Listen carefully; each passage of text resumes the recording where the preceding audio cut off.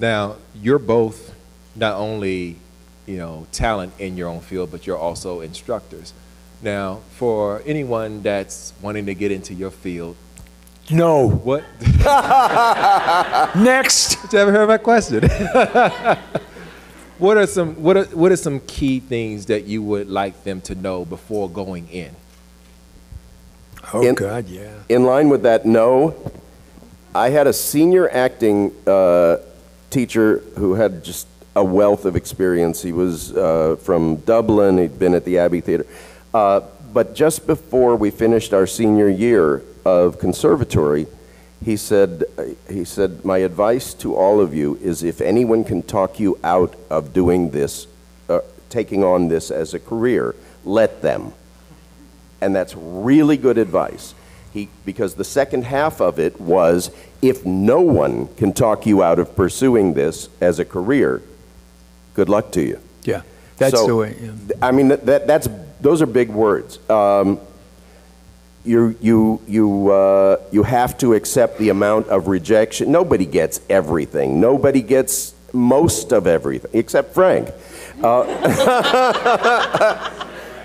So you need to know that realistically. But the same two terms keep coming up for me, and that's that it's voice acting, not voice acting. So you need to have your acting chops up, which teach you to listen and react, but nothing does that as much as improv classes, where if you drop the ball, it's impossible to pick it up. That's where you create characters, is in improv classes. And you have them in Chicago. You have some great improv in Chicago, and obviously we have them in California and New York. I don't know about the other states, but I always tell my students, take an improv class. You learn who you are and how quick you are in an improv class. I know Gregg had studied theater, had done a lot of theater prior to getting into VO. I did a lot of theater prior to getting into VO, a lot of television, etc.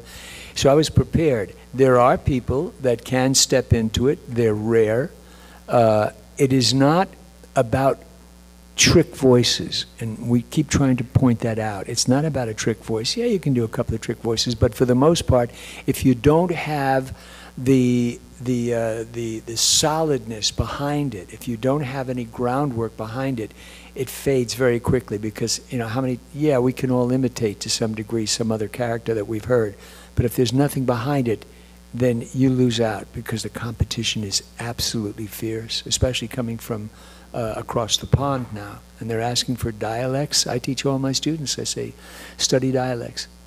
If you have one solid dialect, once a month, you have it locked in, then go to the next one, because we do video games as well, besides animation. So it's really important for video games to have that under your belt, and then the acting is behind it. That's your cellar, that's your basement, is acting. And that's the other reason to compile an archive of every unique and memorable character that you bump into in your real life, because you don't just remember their voice, you have a sense of them in 3 dimensions. If it's an authoritative sergeant, you know who that guy is. You don't just know how that sounds.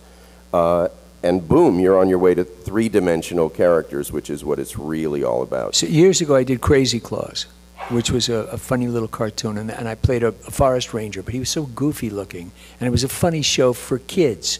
So yeah, I could choose to just make him my voice or give him a rough sound, but I chose to use my Aunt Pauline, who used to call me when I went to California. All my aunts and uncles would check up on me when I was in California, this kid, and my aunt would say, "How are you, darling? How is everything? What is it like there? Is anybody, you're not meaning anybody that's trying to get you on a couch or anything, because I read about those things." And she would say, so your Uncle Sam, wait, talk to your Uncle Sam, get over here and talk to him. You put down the paper, get over here. So I said, I'm going to use that guy. So I tried it, and they said, oh God, that's funny. But I picked someone who I knew that I had, and in Rugrats, Grandpa Boris, the Jewish grandpa, is both my grandfather on my mother's side and my grandmother on my father's side, because they're both from Europe, and when you get that old, you sound like everybody else. You know, everybody from Europe sounds the same when they get old.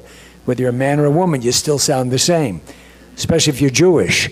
So And being that, and this Grandpa Boris is Jewish, I chose that voice like this because this is exactly what he sounds like, what my grandfather sounded like, and what my grandmother sounded like. But there's a little of me getting into their skin when I do it. I stand that way. Now I look that way, but when I was younger, I stood that way, so I really embodied the character itself. Yeah.